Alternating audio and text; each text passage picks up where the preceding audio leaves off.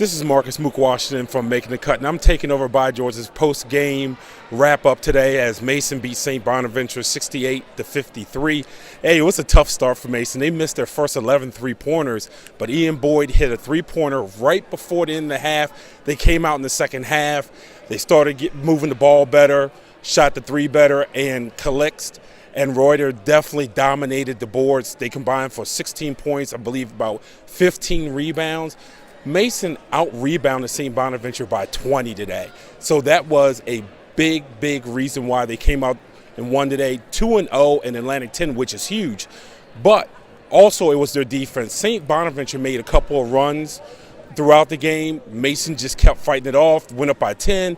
Bonaventure cuts it to 2. Then Mason goes back up, pushes it up to 13. But it was the job they did on the defensive end. Brian from By George asked Coach about Javon Green and how he locked down some of St. Bonaventure's best offensive weapons.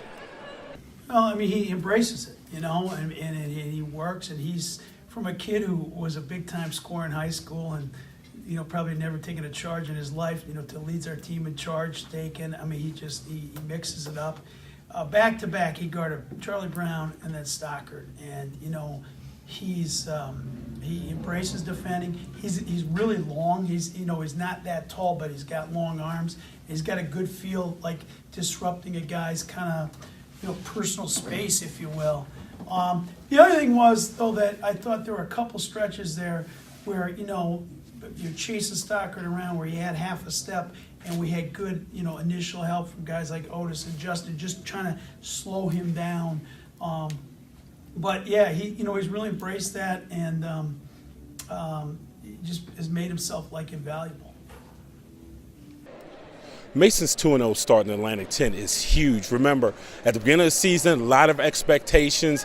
Got off to a slow start, but conference season is where it's going to count for the Atlantic 10, especially if it ends up being a one-bid league, which at this point it can be. 2-0, you got to get your home wins, so this is going to be a big win. They have Davidson next week on the 9th, which is also going to be huge. We all know how difficult Davidson can be. They are going to be coming off of a loss, so they're going to be ready for a road win. George Mason has to really, really hold tough to it. So this is Marcus Washington from Making the Cut. You can find me on Twitter at MTC with Mook. We basically carry all of the DMV college schools. We're out at Maryland. We're out at obviously George Mason, GW, Georgetown. Come on Twitter. We'll see all the links to our website, and we definitely would welcome having you.